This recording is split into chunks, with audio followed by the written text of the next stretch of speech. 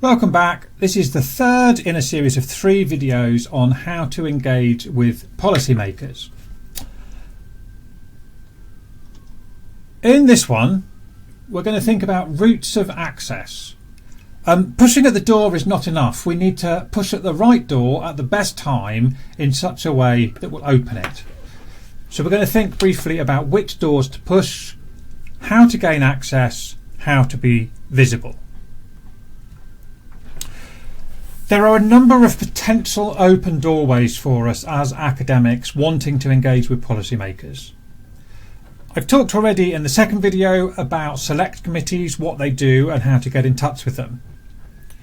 But the analysis of the REF 2014 submissions shows that the second most straightforward or second most common way of having your work cited in policy making process is through contact with individual MPs or peers. Peers is the name we give for those who sit in the House of Lords. There are other ways, through legislation, through debates, through APPGs, that's all party parliamentary groups. There are various libraries, parliamentary questions, posts, I'll tell you about that in a moment, and civil service routes. Now, I'll go through some of these during the rest of the video. One thing to say, which is important right from the beginning, is that for most of these routes there are very short deadlines and turnaround. We might be used to working, even in marking, we're used to working to like a 3-week turnaround. We're talking maybe 72 hours, maybe a week at the most. We're talking short deadlines, so we need to be ready before things happen. There is a report on the role of research in the UK Parliament which gives much more information about some of these things if you want to have a look at that. I'll make sure there is a link available with the video. So, how do you contact individual MPs or peers? If you live in the UK, you have a constituency MP and their job is to represent you. So you can go onto the House of Commons website and you put in your postcode and it will tell you who your MP is and what their email address is. You can send them an email. Most constituency MPs run surgeries within the constituency. You can book and go along and see your MP face to face. You can also contact select committee members. If you go through the select committee information, it will tell you who sits on it. You can get in touch with those.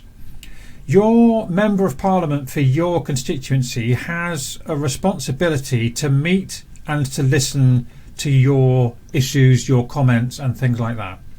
If you send a letter or an email, they are supposed to respond within a given amount of time. So you've got your own MP. Then you have got the official record of Parliament, which is called Hansard, and you can look at debates that have happened on your topic and see who is speaking on this. It tells you which MP is speaking, what they've said, so you can get in touch with MPs that way. Sometimes early day motions might relate to your topic. I'm not sure what's happening with early day motions at the moment with COVID restrictions and so on. They're usually a way of flagging an issue rather than actually changing things. The other avenue are the peers in the House of Lords. These don't have a constituency. So you can approach any one of the peers of the House of Lords who's interested in your topic or issue. If you go to biographies at www.parliament.uk, you can find out who is interested in your topic. Again, if you look at Hansard for the Lords, that will also give you this information. And you can contact them through contact@holmember@parliament.uk. So there's a number of ways that you can get in touch with the individual MPs or peers. In doing so, the rules, the suggestions about being short, brief, still apply. So tell them what the issue is, tell them why you care about it, and maybe suggest why they should care about it. Tell them what you want them to do about it, but don't just say, here is a massive problem and you need to sort it out.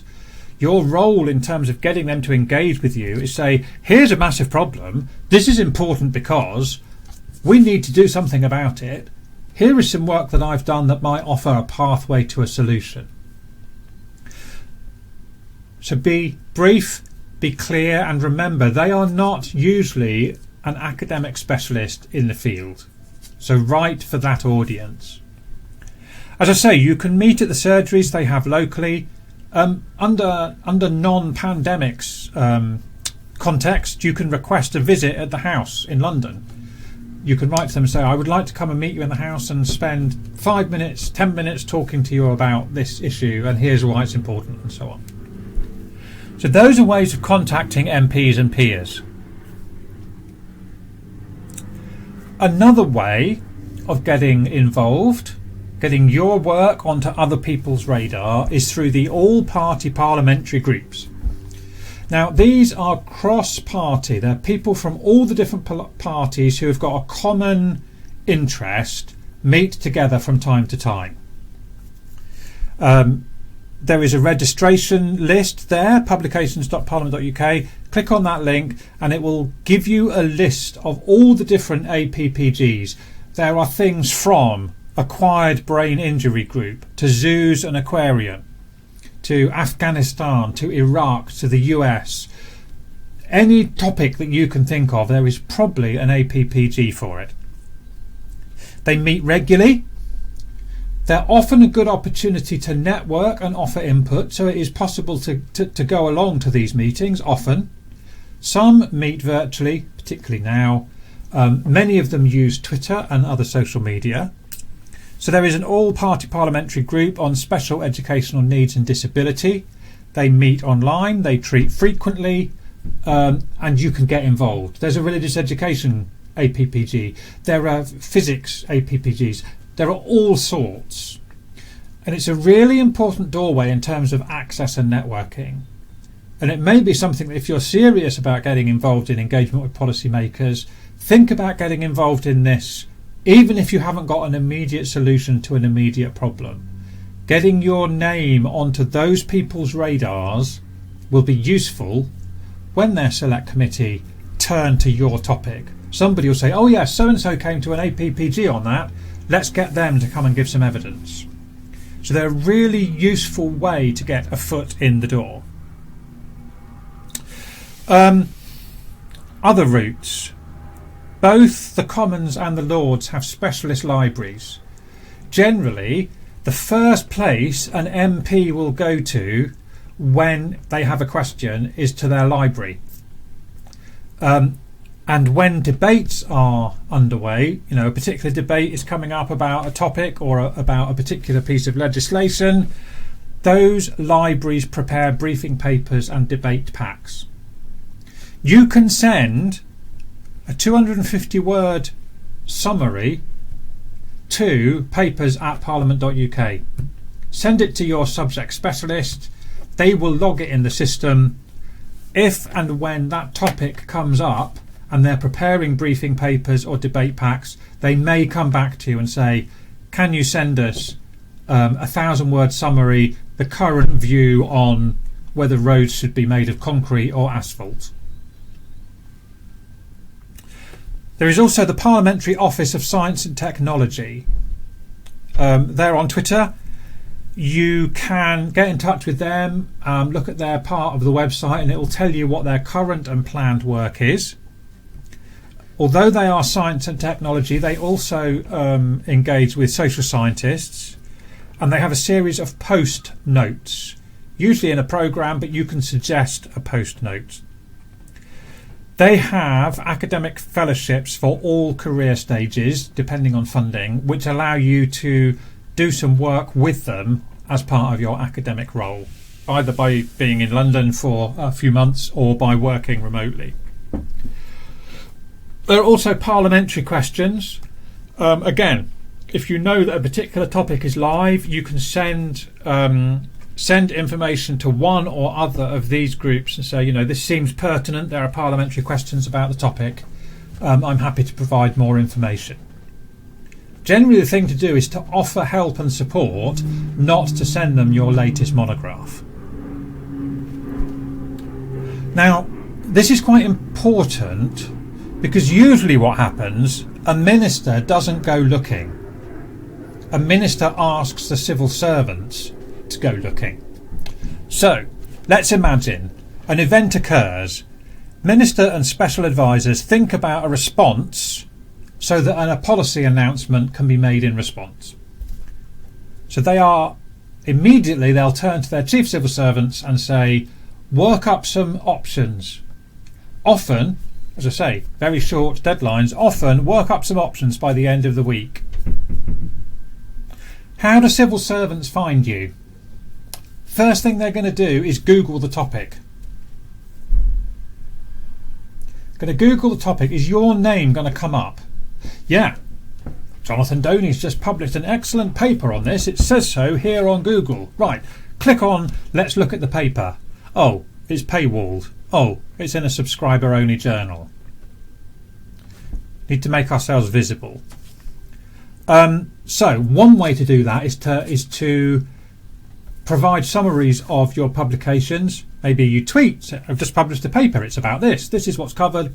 Here's the abstract. Maybe you've got a blog. 500 word comment on a blog. I've just published a paper, it's about this. This is why it's important. That's where these civil servants are going to find out about you.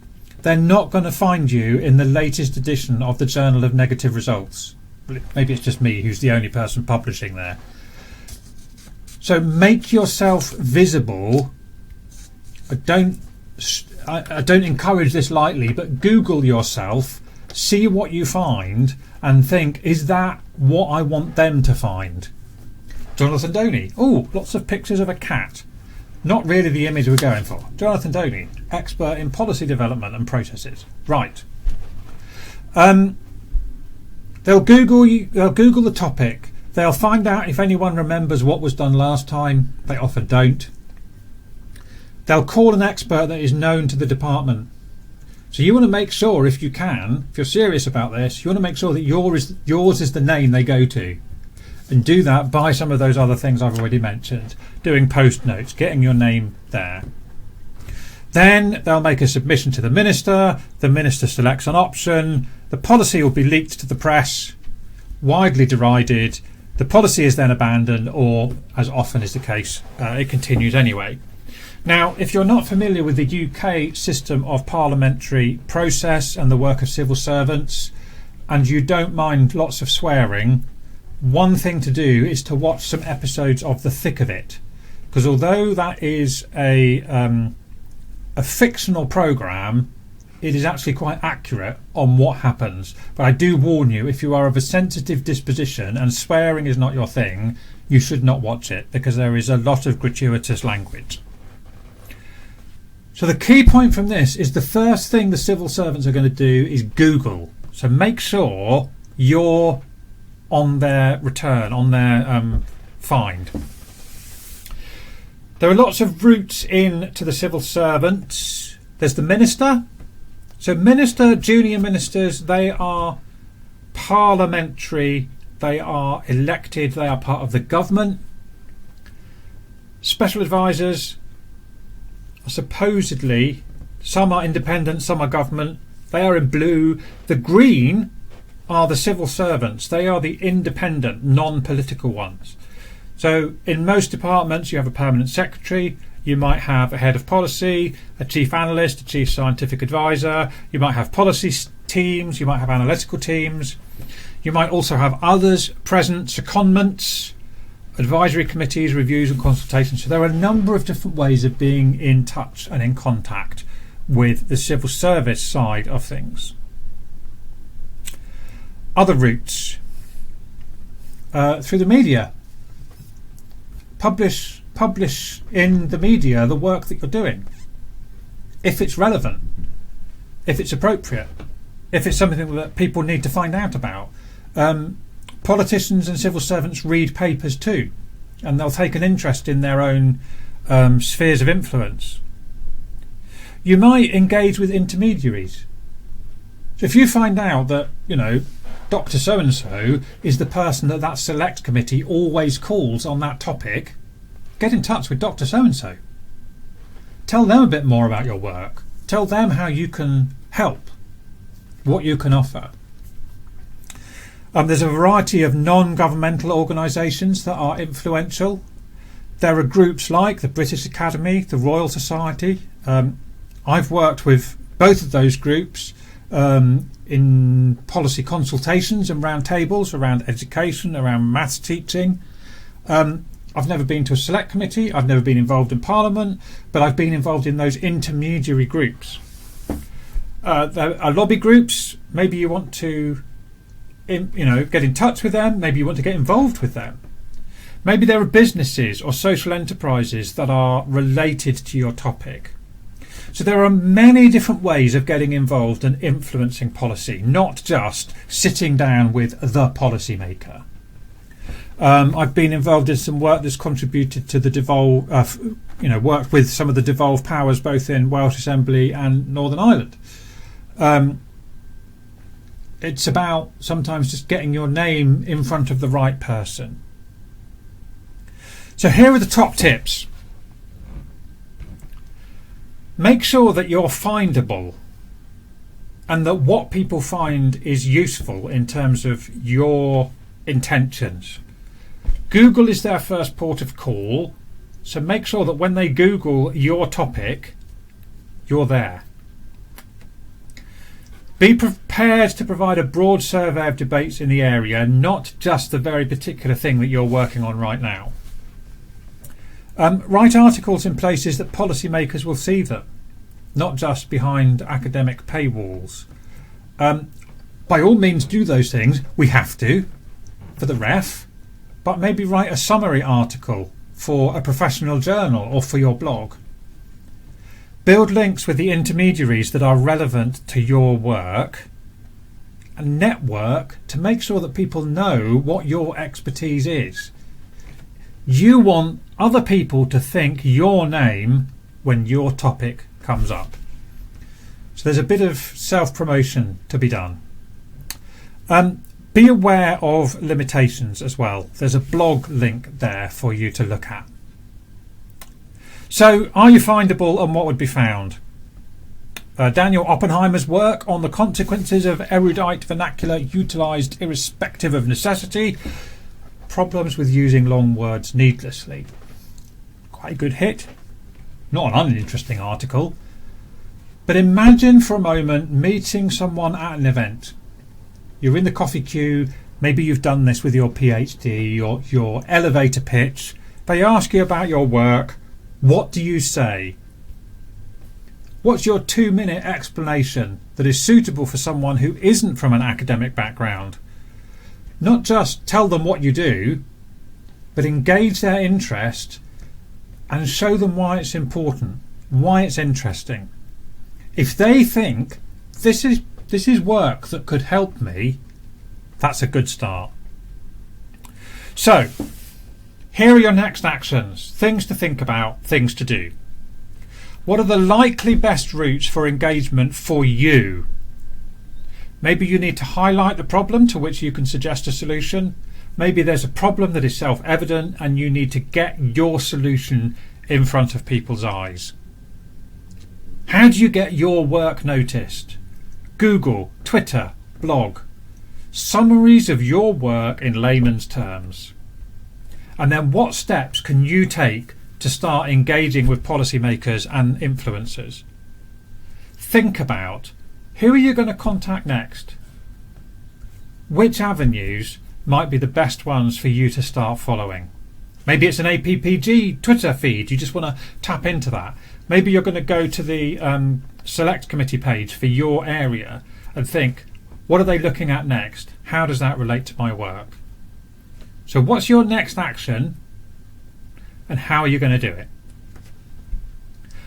Hopefully I'll see some of you at the discussion on on policy development. Well, I hope these videos have been useful. Take care.